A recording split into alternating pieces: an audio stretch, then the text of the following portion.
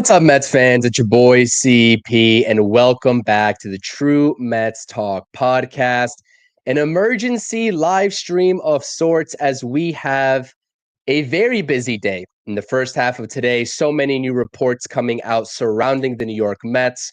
We're getting into Jesse Winker, we're getting into Vlad Guerrero Jr., and we are getting into Pete Alonso in this live stream. Before we get into it, please make sure to hit those thumbs up buttons, comment your thoughts and opinions in the live chat as we have a discussion. Again, we are live here on January 16th at 3:35. I definitely appreciate everybody's support. Okay, let's get into the latest Mets news surrounding Jesse Winker. The Mets have re-signed him on a one-year deal worth $8 million. And excuse me, hold on one second.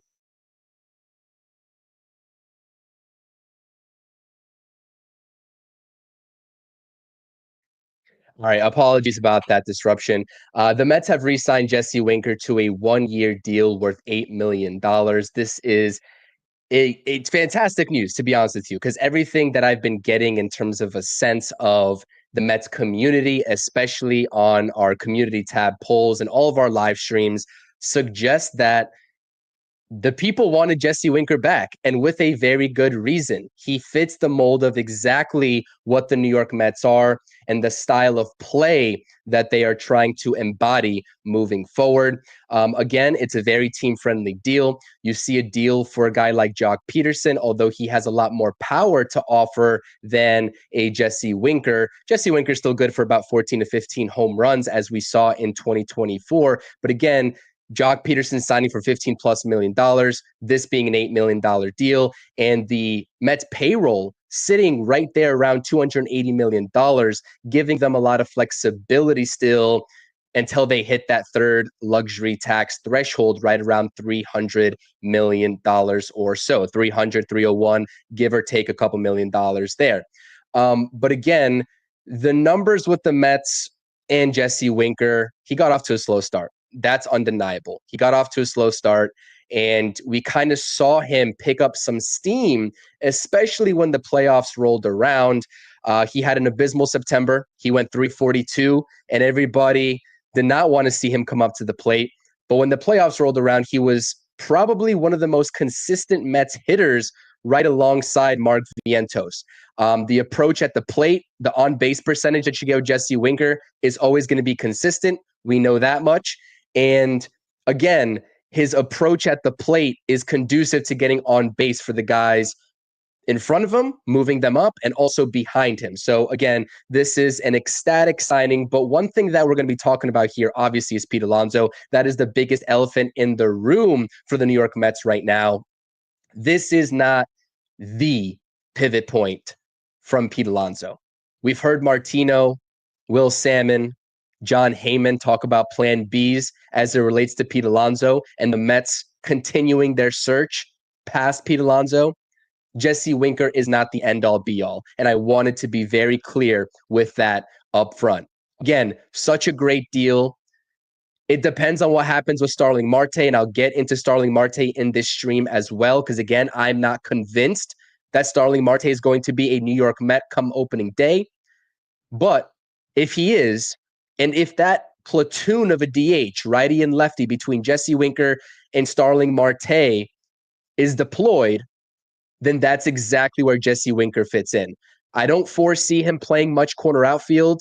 Yes, he could be there on a platoon basis with Brandon Nimmo. But again, I think the role that Jesse Winker is going to play here is being that consistent DH, just as he was down the stretch for the 2024 New York Mets. And I do understand as well that Jesse Winker can play first base. I'm not sure how many games he's actually played at first base in his career. I don't think it's many, if at all, in looking at his baseball reference page. I know he possesses that capability if the Mets need it, but I don't see Jesse Winker being a fit for first base whatsoever. So again, Mets fans, I know that there's a lot of concern, and I'll get into some of your comments here in just a second. I know there's a lot of concern with Jesse Winker being the end-all be-all here and the bat that the Mets bring in if Pete Alonso decides to walk away from the New York Mets this offseason. But don't get it twisted. That is not the case by and large. David Stearns knows that this offense needs more upgrades, at least one more upgrade if Pete Alonso walks. And Jesse Winker is the first piece and first addition in that. I want to shout out some people here in the chat. I appreciate you all taking your time. Again, it's just before 4 p.m. here on the True Mets Talk live stream. Apologies about the little bit of a delay in getting this live stream started. It's emergency live stream with all the latest reports. We're going to be talking about Vladimir Guerrero Jr. and the latest happenings there, with the Toronto Blue Jays being the team that is considered potentially now the favorites to land Pete Alonso. They are strongly in the mix. We know that Pete Alonso has been having back and forths with the New York Mets, and it really does seem at this point like the Mets gave Alonso an ultimatum. Alonso did not want to go down to their asking price, and now we are in the position that we are in talking about these latest reports. Salute to Cindy. I hope there's more than just Winker. I like him, but Vientos at first and Beatty can't hit at the major league level, and he can't play third base. I agree with you, Cindy. I do not expect the Mets to rely on either Brett Beatty nor Ronnie Mauricio at an everyday level as third base options. And also, to go along with this, if the Mets do go the internal route with Mark Vientos at first base, we just heard from Mike Puma today that Ronnie Mauricio is still rehabbing his knee, and he still has a little bit of more rehab progress to make before he is ready. And they are not projecting him to be ready by spring training at this point. So you talk about a season where we don't want to continue to look onto 2026. Juan Soto is here right now. You just re-signed Sean Manaea, who had a stellar season. Maybe the Mets are in pursuit of an ace. Maybe they're not. We don't know what's going to happen with the rotation. I do have a video coming out later tonight talking about a potential trade for an ace. But again, it's just mere speculation at this point. Brett Beatty and Ronnie Mauricio cannot be and should not be everyday options to start the 2025 season for the New York Mets at third base if they have championship caliber aspirations. So great point by Cindy. Salute to Steven. Salute to Rock. I appreciate you. Dan, salute to you in the chat. Daniel, Scott, Carlos, everybody in the chat. Again, please do hit those thumbs up buttons for me. Subscribe to the channel if you are new here. And you know what we do? We talk about the latest and greatest New York Mets news, non-biasedly, keeping it 100 with you all about what's happening in New York Mets land. Now that Jesse Winker is a part of this team, moving forward for the 2025 season, again, it's a one-year deal. It's not something that they're locked into long-term. And this really shows, and this is what I appreciate, and this is the last thing that I'll say about Jesse Winker, is that it really shows how much he wanted to be a New York Met, right? I'm sure he could have waited out the market and probably been one of the last or close to last free agents to sign this market and landed a 2-year deal with some extra cushion on the AAV. I'm sure he could have got $10 million somewhere else. But he seems to have bought into, and he bought into everything the New York Mets were doing last season. And I'm not talking about on-field production. I'm talking about just the overall clubhouse and dugout vibes that we saw. Just embracing New York. And these are the types of guys that are not going to make or break a championship season. They're not. I'm sorry. I will be very clear in that. Whether Jesse Winker was on this team or not in 2025 is not going to make or break a World Series run. But it's an important piece to the New York Mets when you talk about a tight-knit group, a tight-knit clubhouse. You just heard a Sean Manaea press conference where he talked about the family values and the team cohesiveness. Same thing Juan Soto talked about in what was part of his decision to come to Queens. That's what the New York Mets are all about right now, and that's the culture that they are fostering. And Jesse Winker fits right into that mold. Okay, enough Jesse Winker talk. Again, this is not the end-all be-all, but we have to talk about the biggest elephant in the room right now, and that is Pete Alonso. This all started with Andy Martino. John Heyman backed up Andy Martino's comments and report, and Will Salmon also did as well. 3 credible reporters are all saying the same thing. And you see right here in this snippet, right alongside me, Pete Alonso remains a free agent, but the Mets are now pivoting to the expectation of a post-Alonso world. Now, again, expectation is different than they are solidified out on Pete Alonso. Now, I'm not going to sit here on this stream and give anyone false hope. That's not what I'm here to do. But I will say that there's still a world where this could just be a ploy by the New York Mets to get Pete Alonso's asking price down. Now, let's revisit in a brief synopsis, everything that's been happening in this Pete Alonso saga.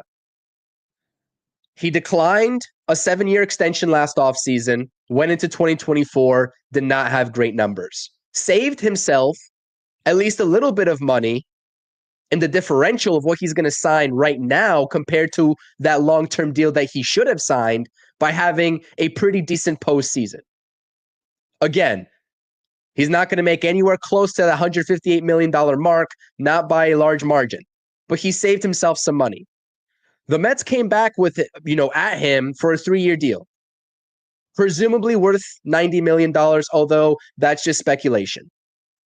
Then Pete Alonso comes back to the New York Mets with an exclusive deal, also willing to go back down to the 3 years. So the years have been figured out. We can assume the opt-outs have been figured out. What is the missing piece here? It's the AAV. Are the New York Mets even at $30 million AAV for Pete Alonso? Are they lower at 25, 24? And is Pete Alonso at 30? Now, we don't know what those markers are. Nobody knows. None of these reporters are telling us. No podcast that you listen to on YouTube or anywhere else is going to tell you what those concrete numbers are. We don't know. It's all speculation. But the fact that the New York Mets got Pete Alonso and Scott Boras to come down to 3 years and still don't have a deal on the table signifies a bigger problem, a much larger problem. And now today we hear that the Toronto Blue Jays are talking with Pete Alonso and his camp. And by the way, if you all missed the Hot Stove live stream that we did last night with myself and Rob, we talked about this ultimatum and the report from John Heyman surrounding this Pete Alonso saga. It was reported yesterday that the New York Mets asked Pete Alonso if they can get this deal done, because they need ample time to pivot on this market to other options. And we talked about what could be the timeline of this ultimatum that the Mets are giving Alonso.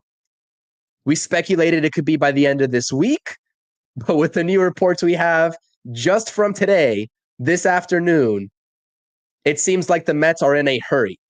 And maybe they sense the rest of the market getting ready to collapse, and they don't want to miss out if they can't get a deal done with Pete Alonso that they like. This is so much to keep track of, but I wanted to lay this out in the series of events just to recap. Of course, I have standalone podcast episodes. Anytime a new Alonso report came out, I was talking about it. Salute to my guy Stoney. Salute to Cope. How am I feeling? I don't even know how to feel, Cope. I'm not going to lie to you. I have no idea how to feel right now. Because all offseason long, I was very confident that no matter what it took, this deal between the Mets and Alonso was going to get done. And even after our live stream last night, was very confident that any gap that was present was going to be bridged between these two parties. But you know what? Again, is this a New York Mets problem, or is this the Pete Alonso problem in these failed negotiations? That's the bigger question. But you know what? At this point, I'm not even sure that bridge and that line and trying to decipher that even matters anymore. The New York Mets seem to be on to bigger and better things, at least in a way that they can salvage creating the best lineup possible. Now, we'll talk about a couple of options because, again, with this Jesse Winker deal that we just talked about, the Mets are currently sitting at probably around $280 million. Again, I've looked at Spotrac, I've looked at Fangraphs, two different numbers, but again, it seems to be right around, give or take a couple $1,000,000, $280 million. And they are going to need to go over this next luxury tax threshold. They're going to need to do it because they still need to go ahead and sign some bullpen arms. And they need to figure out what's going to happen with this next bat that they are going to presumably sign. Because again, I will reiterate my sentiments just a couple minutes ago. Jesse Winker is not going to be the last bat that the Mets are complimenting Juan Soto with. So, shout out to Raul as well. All right, let's talk about the actual scenario here, because again, there's so many reporters. You got Hector Gomez out there. I know he's not the most reliable. He's talking about the Blue Jays being interested in Alex Bregman. You talk about a scenario where Vlad Jr. could be traded this offseason. But then you have Toronto Blue Jays fans who are very confident that Vlad Jr. and Pete Alonso can coexist on the same team. And the biggest thing of this all is that the Mets have checked in on Vlad Jr. this offseason. That was confirmed by Andy Martino. Now, the sentiment around the league and in everybody's report is that the Blue Jays are going to continue to negotiate with Vlad Jr. up until spring training. We know that there's a deadline between the Blue Jays and Vlad Jr. to get a deal done, and that is the very first day of spring training.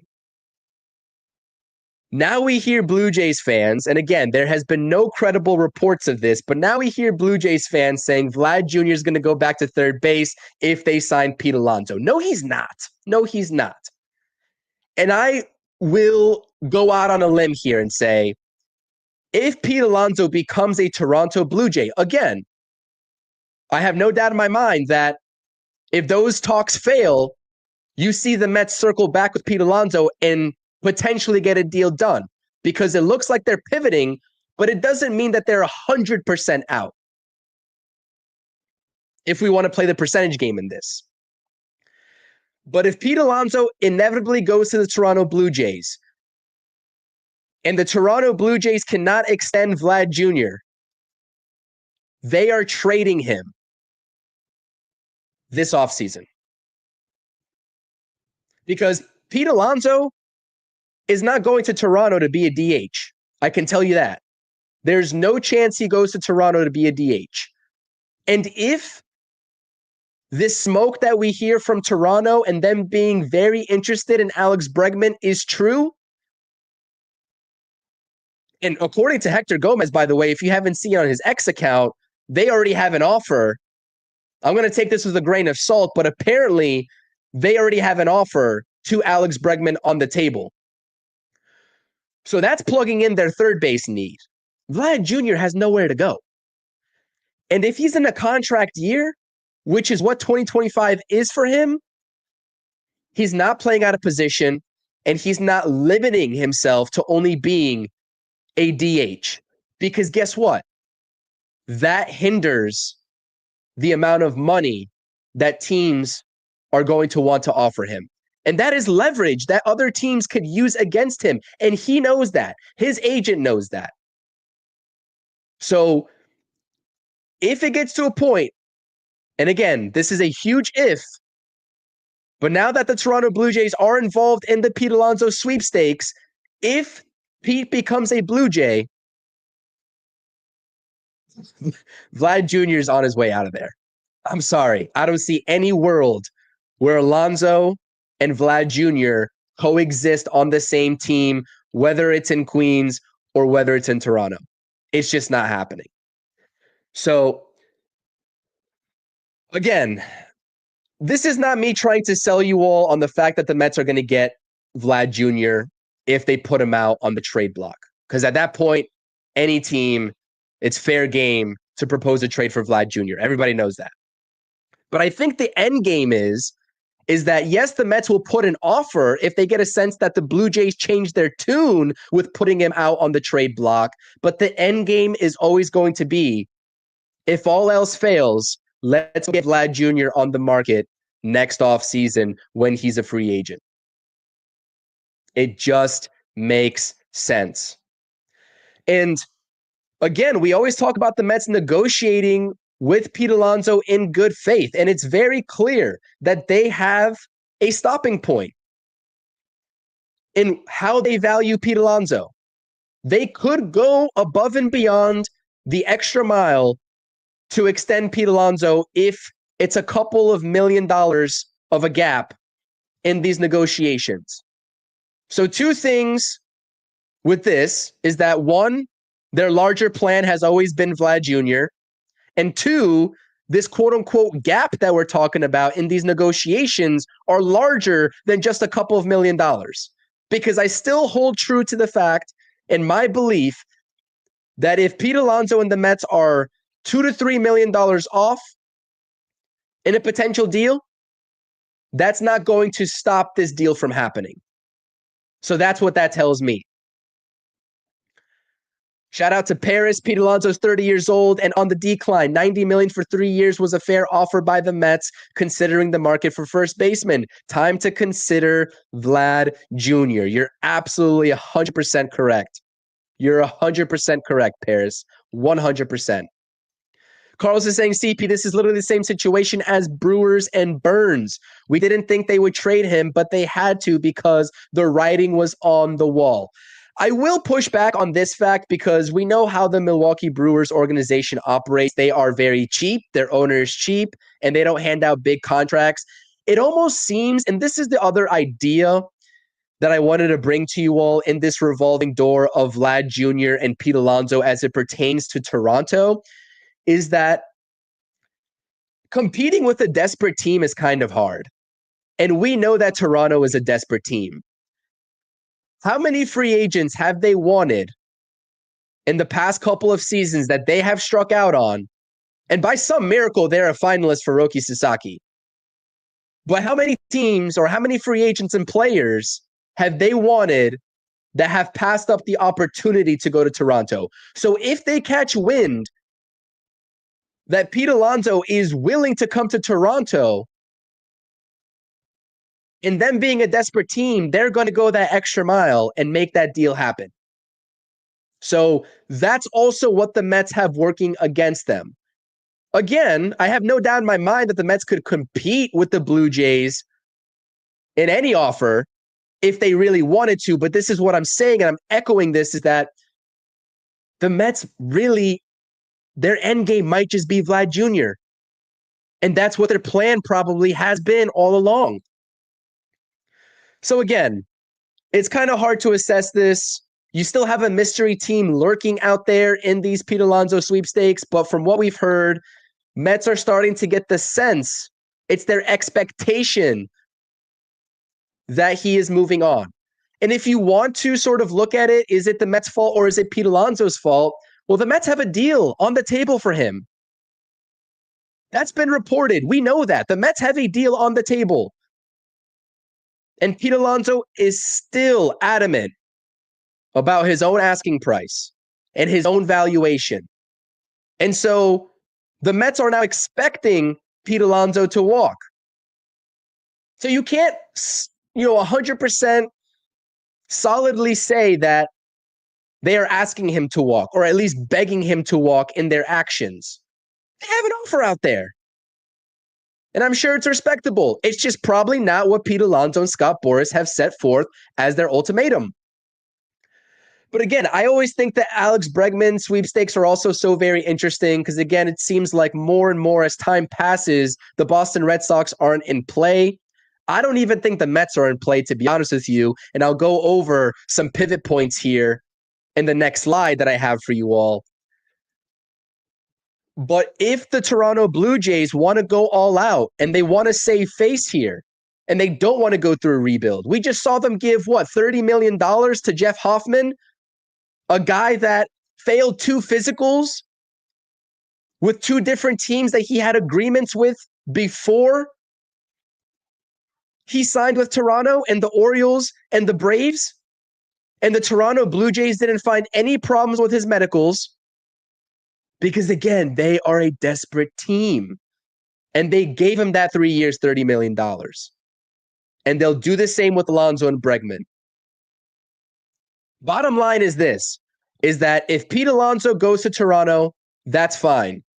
There is no chance they are extending Vladimir Guerrero Jr. And by spring training, if Vlad gets the sense that they somehow want him to play third base or be an everyday DH, he's demanding a trade. He's demanding a trade. Let's get into some of the comments here. I appreciate you all being here again. Please do hit those thumbs up buttons.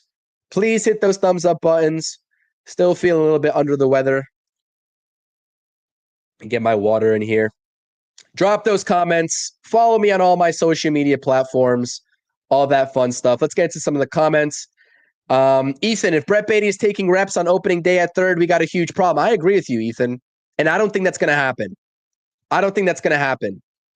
I still think the Mets find a trade for Brett Baty. That's my other bold going out on a limb prediction here, is that I think they find a trade for Brett Baty this offseason. And, I talked about Robert Jr. That could be another pivot point. I'm going to be talking about a specific starting pitcher tonight on my channel. So again, if you haven't subscribed yet, we do live streams, solo live streams with Rob on the Mets Hot Stove Lives. I can't wait for Mets post games. For those of you all who tuned into all of our Mets post games last season and even pre-games, it's going to be the same setup between Rob and myself all 2025 season long, and hopefully into the playoffs, because that was a blast. So again, hit that subscribe button. Very close to 2K subs on the channel. I definitely appreciate the support for anybody who's willing to help out. It means a lot. But I agree with you, Ethan. If Brett Baty is that fallback plan, that's a huge issue. And the same thing with Ronnie Mauricio. I believe in Ronnie Mauricio. I think he has immense talent. It helps that he's a switch hitter. But I'm fearful, again, if the Mets are in a win-now mood, in a win-now mode too, right? Everybody should be in a win-now mood, but if they're in a win-now mode with Juan Soto right here, relying on Ronnie Mauricio at first base come opening day when he's still rehabbing that ACL, and he might not be ready for spring training, is such a bold move to take, and I don't see David Stearns operating in that route. I think it's bold as it is to have Vientos shift over to first base. I know that he's done it. In his early MLB career, he's got 14 games at first base. In his 4 seasons in the minor leagues, Vientos has 70 games at first base. Compare that to 300-plus games at third base in his minor league career. That's a very large discrepancy. I think he can do it, and I believe in him. But again, if you're talking about the optimal defense, you're talking about Mark Vientos probably staying at third base where he's more comfortable instead of going to this new position. But if that's what it takes for at least this year, I'm willing to go down that route. Again, if the end goal is Vlad Jr. One thing that I don't want to have happen, and I've kind of avoided talking about it, is I hope the Mets don't go down a route of a stopgap first baseman. I know Ty France is out there. I know Anthony Rizzo's out there. I want no parts of a veteran stopgap first baseman. The opportunity with that was on the table with Paul Goldschmidt. That was the opportunity. That has passed. Please, no Ty France's, no Anthony Rizzo's on this team. That's the only sort of thing that I'm not willing to budge on. I do not want to see that situation play out. But again, in this scenario, in this revolving door of pivot points, I'll talk about one name that I've talked about on previous episodes, on previous streams, I haven't talked about this guy in a while, and I know not a lot of people are willing and they're not excited about a potential deal involving this name. So why don't we talk about it?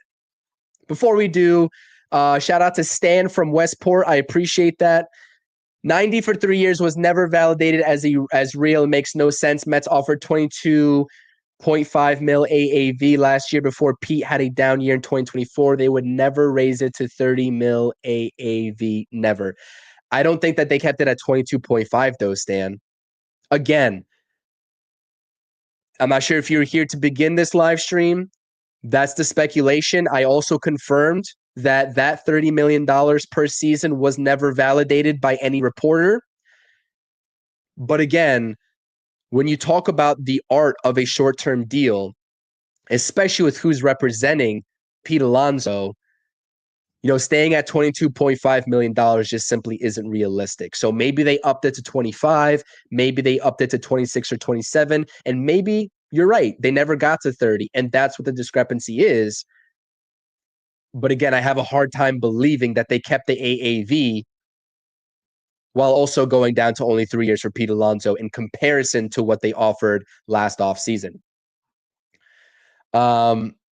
Let's see here. Yes, Stoney, I am on IG. You can find me at True Mets Talk. You can find my X account at True Mets Talk as well. All my handles are at True Mets Talk. Winker is back.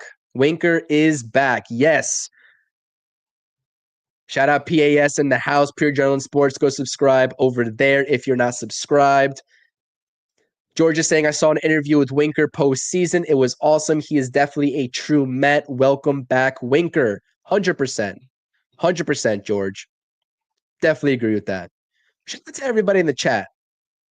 Shout out to everybody in the chat.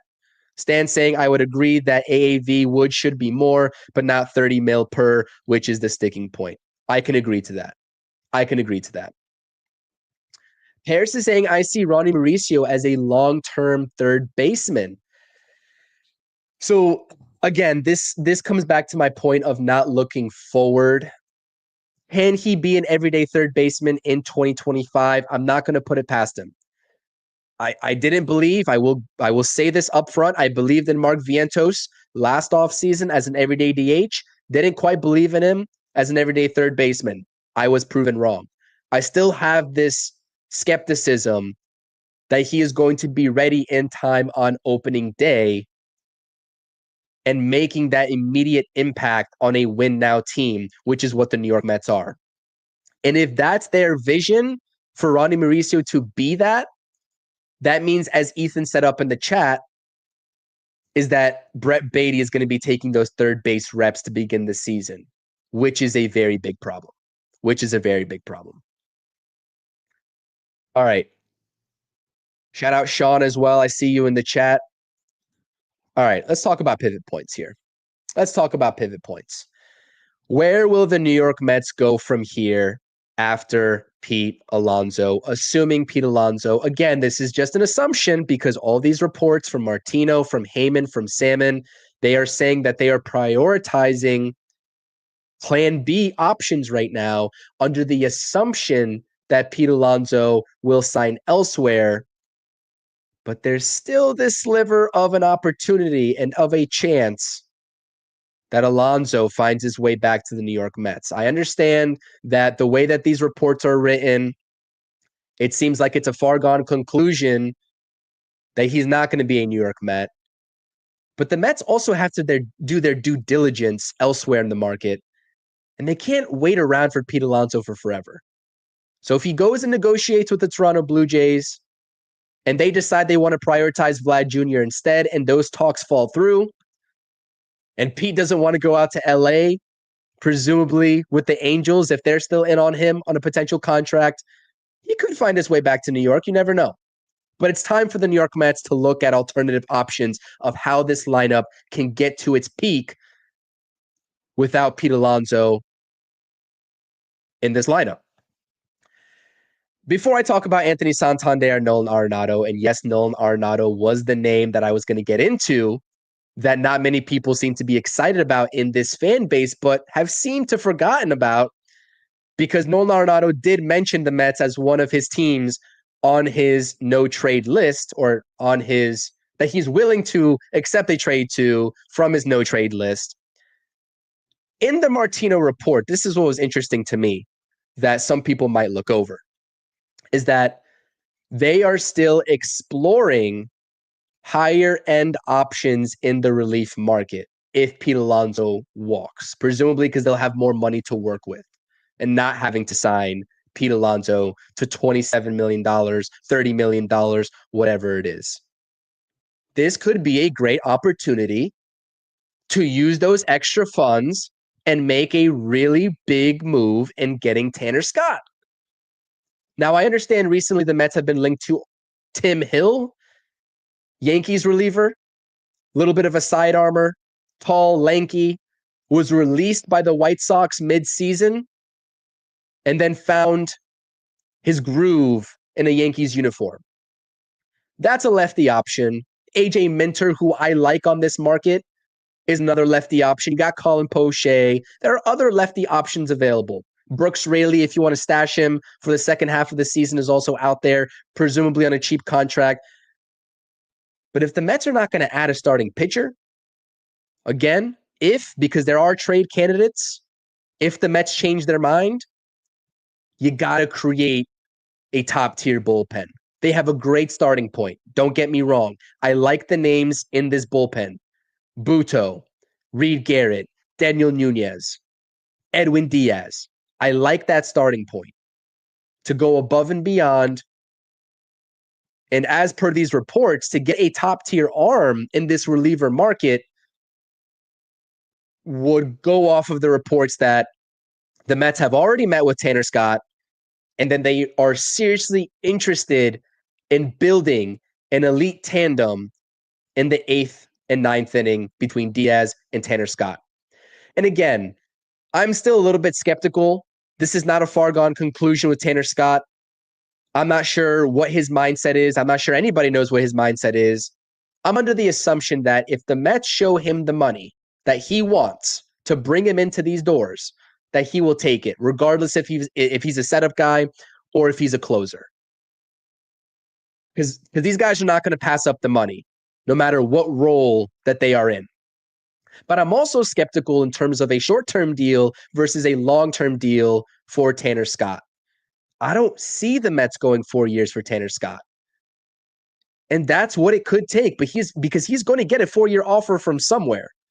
So if the Mets are banking on the fact that he could sign a short-term deal with them versus taking a long-term deal elsewhere, that's kind of a bold assumption in my mind. So I'm still skeptical, trying not to have false hope about Tanner Scott.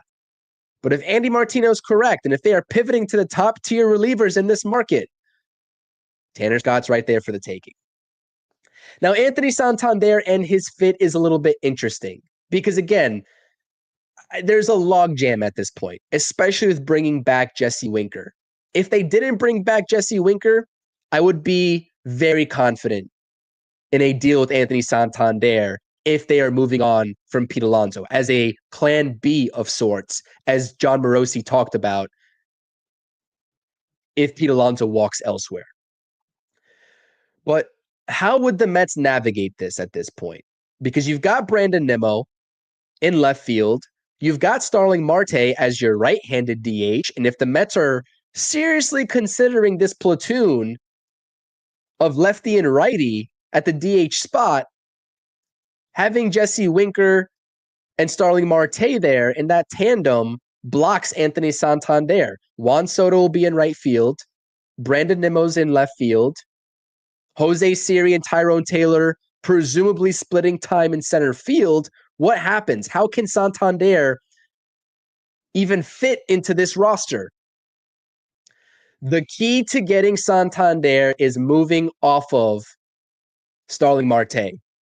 Whether that's via trade, which we know concretely that the Mets are willing and are actually looking to do, because that was reported a couple weeks ago. I don't foresee much interest in Starling Marte. The Mets are going to have to pay a significant amount, if not all, of that remaining contract in that 1 year deal worth what, 18, $19 million, somewhere around there. But it's about freeing up that roster spot. And you know what? Even if they don't get any return for Starling Marte, I could see a scenario where they just buy out that contract. Where if they're seriously in on Anthony Santander and they want to make space for Anthony Santander, they just buy out that contract. Because let's not forget, Anthony Santander is a switch hitter. He hits both lefty and righty. Yes, he's a better lefty hitter with more sample size. He's got more power from the left side. But he is very versatile in the fact that he is also a right-handed hitter, in which case you could also have that lefty-righty platoon with Santander and Winker. Again, Santander is not a platoon-type player, and I don't want to make him out to be. He has some experience at first base again, so maybe the Mets want to keep Vientos at third base, and they're willing to take the risk on Santander being an everyday first baseman. But it still seems a little bit less likely unless the Mets make a lateral movement to free up a roster spot for Santander. And so that's where I want to get really into this idea of Nolan Arenado. And I just want to propose it. I'm not saying it's going to happen. I'm not really saying I want it to happen, even though I would be pretty satisfied if it did happen. Again, I understand the decline in numbers, but when you're talking about situational fits for the New York Mets, if they don't want to rely on Ronnie Mauricio, if they have a trade on the horizon involving Ronnie Mauricio, again, nothing's been reported with that. But if that were to happen, let's say they are trying to pursue another starting pitcher, and that's where they're planning to allocate Ronnie Mauricio, they need an option. They need another option. Oh, and by the way, Nolan Arenado is also open to playing first base on any team that he goes to. So this is where Nolan Arenado fits into the equation. Now, I do want to address the fact that Alex Bregman is still out there on the market. I know that's what a lot of people are probably asking. I see about 40 plus messages in the chat right now. And thank you, Sean. I appreciate that. I'm trying to hydrate. Again, feeling under the weather, but I do these streams for you guys. Hopefully you guys enjoy it. So apologies for any audio issues if I'm sniffling through this microphone. But again, I have a very hard time believing that if they're not willing to go above and beyond to meet Pete Alonso's expectations in the contract, I'm not quite sure they would do the same for Alex Bregman. Same age, right? Alex Bregman, to his standards, had a little bit of a down season last year in Houston. Yes, he plays much better defense, and that is a premier defender at third base.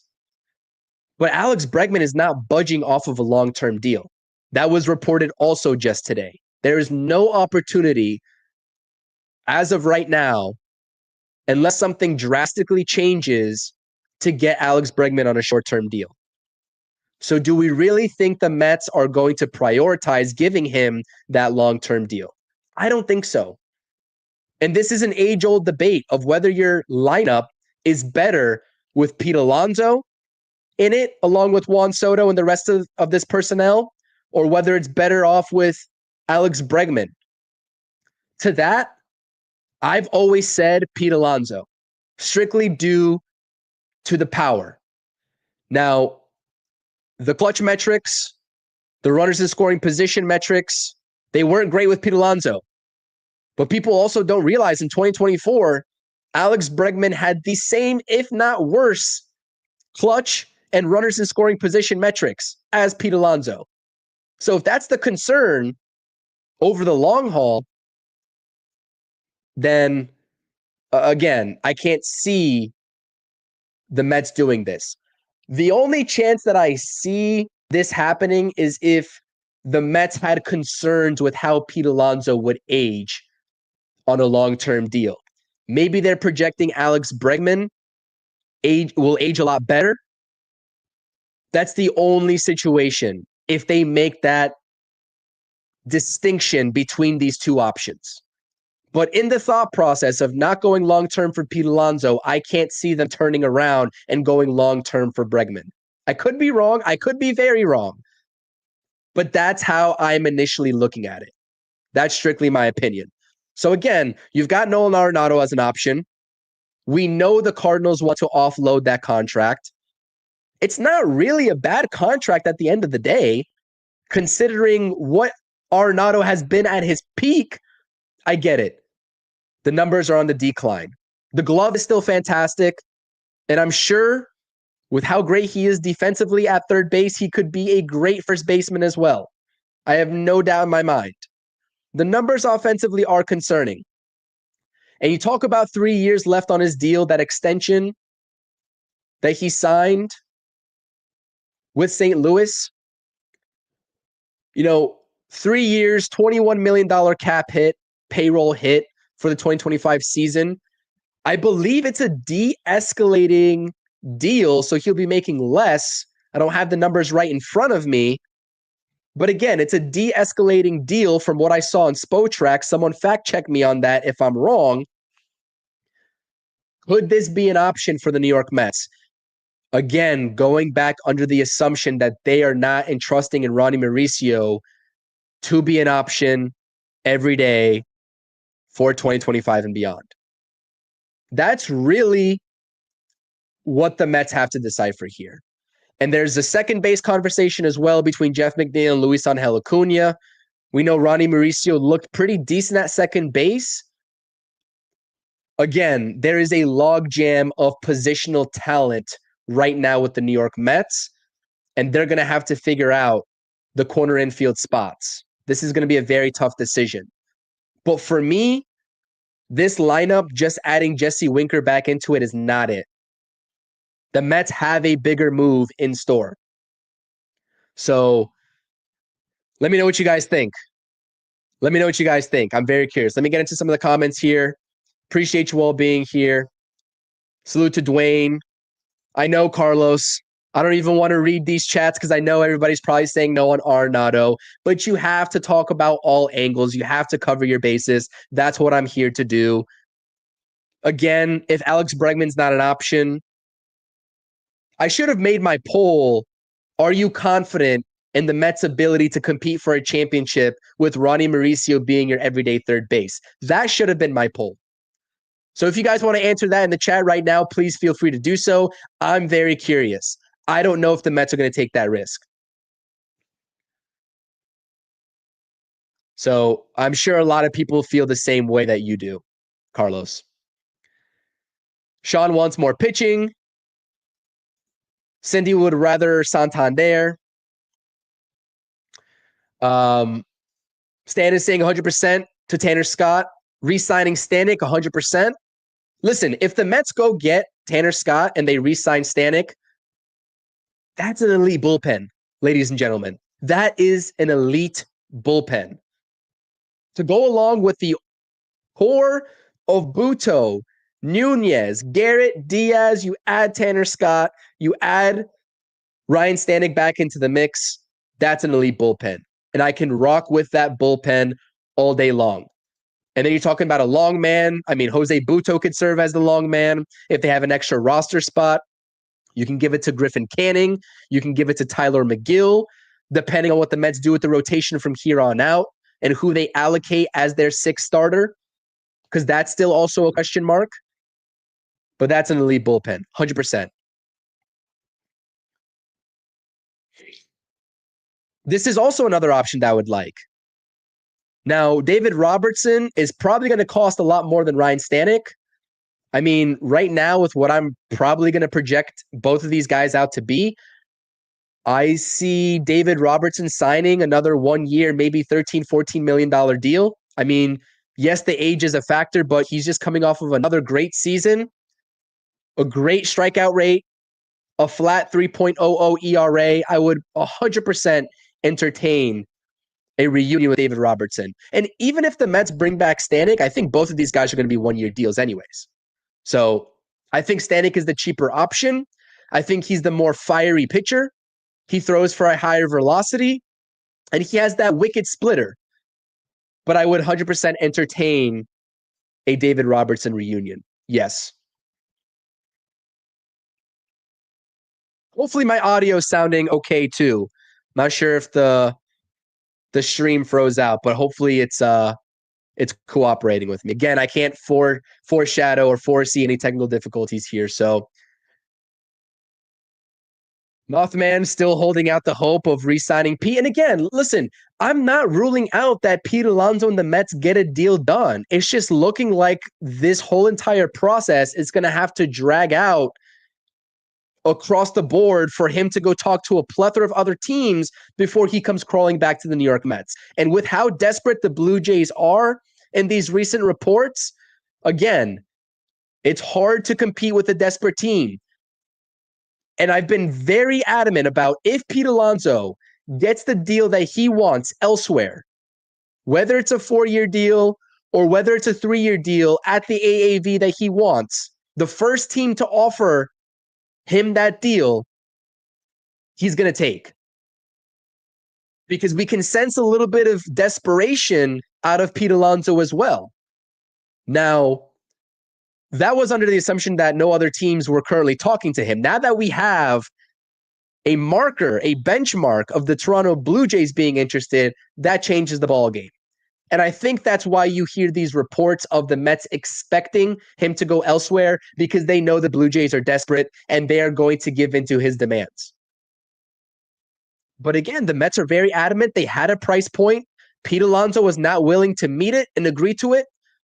And they are okay playing the end game of going after Vlad Jr. Because again, to round out this live stream, that's probably their end goal. And they are okay going the internal route while finding some additional external upgrades. So I see some Ronnie Mauricio talking here. Let's see here, Ronnie Mauricio. I know there's a lot of this fan base that believes in Ronnie Mauricio. Again, I do too. I would have been fine with Ronnie Mauricio producing as an everyday DH, to be honest with you, because I believe that much in his bat. But when we talk about his stature, right, how tall he is and his figure, the same problem at third base is going to present itself that Mark Vientos had at times in 2024. Even though Vientos put together a pretty decent season at face value at third base defensively, the body types are similar and the footwork needs work. So Correa rather than Arenado, we'll see if the Twins make Correa available. That contract, I believe, is a little bit advantageous. I forgot what he signed with the Twins, but that could also be an option. But we haven't heard anything on the Twins making him available. We know Jorge Lopez is out there, but we haven't heard anything about Correa. So, all right, Mauricio needs to play. Just finishing up some of these comments here. Lord is saying Ronnie's still hurt. Not in the equation. Actually, I should have talked about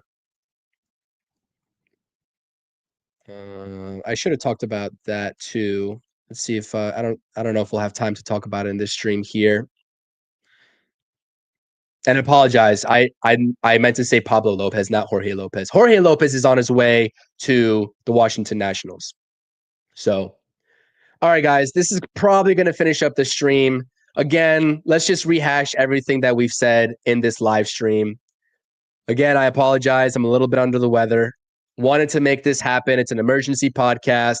It's been so long since we've had any concrete Mets reports out there. So it's fun to talk about something that's at least solidified. Whether you're sad about this news or not, and are thinking it was time to move on with Pete Alonso, this is one thing that's for certain. This day, January 16th, 2025, is going to be a day that we look back on when we hear these reports and these initial reports about Pete Alonso talking with other teams. This is monumental because this is going to change the outlook and trajectory of where the Mets are headed down, over the next 4 to 5 years. Pete Alonso has been an instrumental part to this team. He's been a core player of this team. And this is going back to all of our live streams last year, where Rob and myself were talking about shaking up the core of this team. We know Nimmo's going to be here. We know Lindor's going to be here. What's going to happen with McNeil and Alonso? Well, this is the start of that conversation. And from everything that we're hearing, it seems like the Mets are willing to move on. Jesse Winker, 1 year, $8 million deal, wanted to be back in Queens, and we wanted him back as well. Great to see that. Martino and other reporters stating that the Mets are prepared to look at other options and are prepared to go down a road where it's going to be the post-Alonso era in Queens. Vlad Jr., a lot of speculation surrounding if the Mets can get a deal done, if they'll pursue him via trade, if he'll even be available at all via trade from the Toronto Blue Jays, or are they going to wait next offseason and pursue him via free agency? And also, what are the pivot points? What are the names that are the pivot points for the New York Mets? This has been the True Mets Talk podcast, live stream edition. Appreciate everybody here in this live chat. Again, it's 4:30. Be on the lookout for another video, pre-recorded episode. We are talking about, again, a hypothetical trade proposal for the New York Mets. I know people are done talking about hypotheticals, but again, we're talking about starting pitching in this video, spoiler alert.